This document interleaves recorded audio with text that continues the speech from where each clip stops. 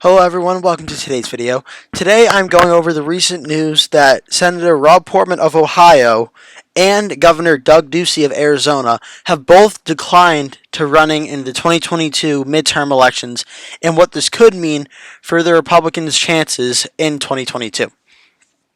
So, in 2022, the Republicans, who are now currently tied in the Senate with the Democrats 50-50, who have the Senate, who were not able to maintain the majority, are looking at where they could gain seats and try to win back potential pickups for the Republicans. Now, if you saw my previous video about New Hampshire, I think New Hampshire could definitely be a state Republicans look at trying to pick up, because I think that Chris Sununu or Kelly Ayotte are both two popular candidates that are capable, at the very least, of giving Democrats something to worry about. Now, Ohio, however, Rob Portman, who is the current senator, given by me and many other political analysts and predictors, all had this race safe for Rob Portman. Rob Portman won in 2016 by big numbers over the Democratic candidate Ted Strickland, who was the former governor of the state, so he was well known. And he won big. Rob Portman was not any serious threat to win this race at all. However, the announcement that Rob Portman decides not to run, citing the divisiveness and the hard time it is to be a part of the Senate during this divisive time, should come as a brief concern for Republicans. I say brief because I'm going to address one of the points the article makes in a minute, but Rob Portman is a popular politician for the state of Ohio who was very much in the establishment wing of the Republican Party.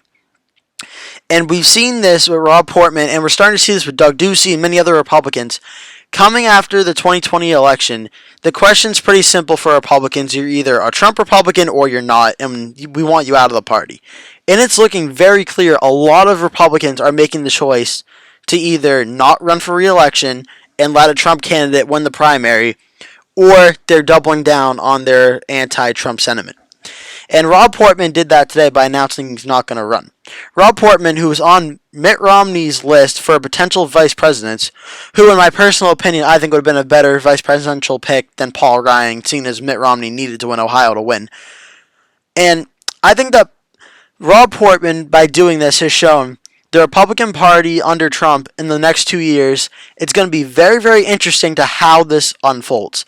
There will be more Republican candidates in the primary who are more pro-Trump Republicans than potentially ever before. And this could go one of two ways. It could either totally backflop and be like the Tea Party in 2012, where the Republicans have some big opportunities for pickups in the Senate, and the candidates, because they're so far right, end up making huge gaffes and they end up blowing it and losing. Or it could go the 2012 or the 2010 approach, where maybe the more farther right movement of the Tea Party, in this case would be President Trump, maybe it's what the Republican Party needs and people will be motivated to go out and vote. I think, in my opinion, it depends state for state, and I think Ohio and Arizona are both different in this regard. This article mentions that Jim Jordan is likely the front runner as potential candidates for the Republicans, seeing what he will do. I've seen a few articles today saying that nominating Jim Jordan would be a mistake, and I honestly cannot disagree with those more. I think Ohio is not a state where running like Trump is necessarily a bad thing. Mitt Romney, John McCain both lost Ohio to Barack Obama. Barack Obama won big, and not big, but close wins in Ohio, and President Trump came in and won Ohio big twice. If you run a candidate like President Trump in Ohio, I think that is very much a good thing, not a bad thing. Now, however, it still remains to be true if Republicans will be able to win Ohio. I think that if they run the right candidate and, say, Tim Ryan on the Democratic side, this race could be very close.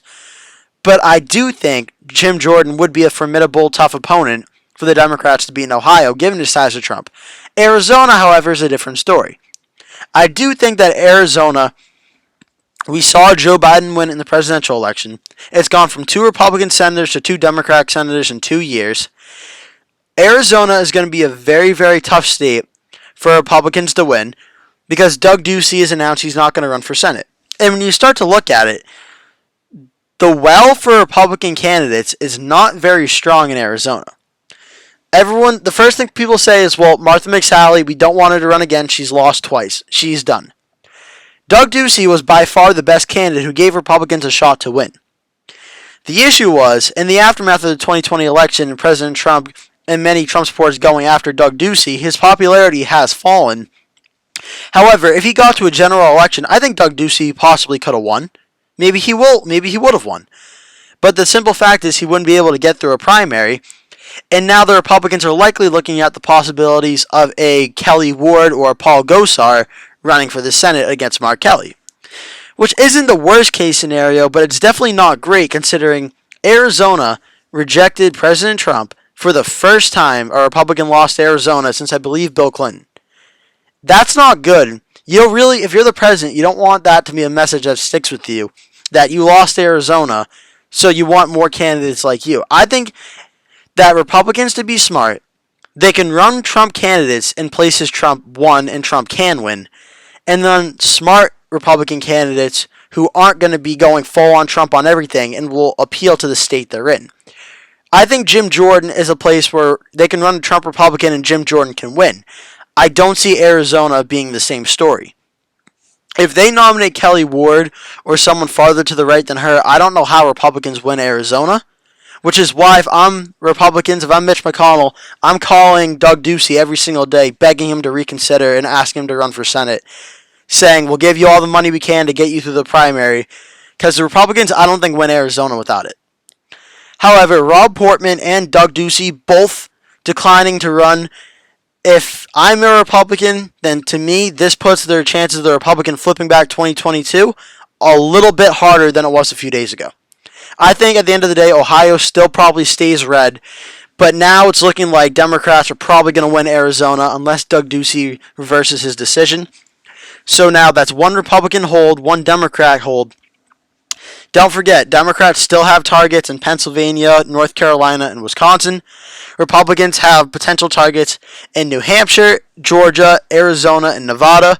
However, if Arizona is truly out that list without a really strong popular candidate to run, then this could be getting a lot harder, a lot faster than a lot of Republicans thought.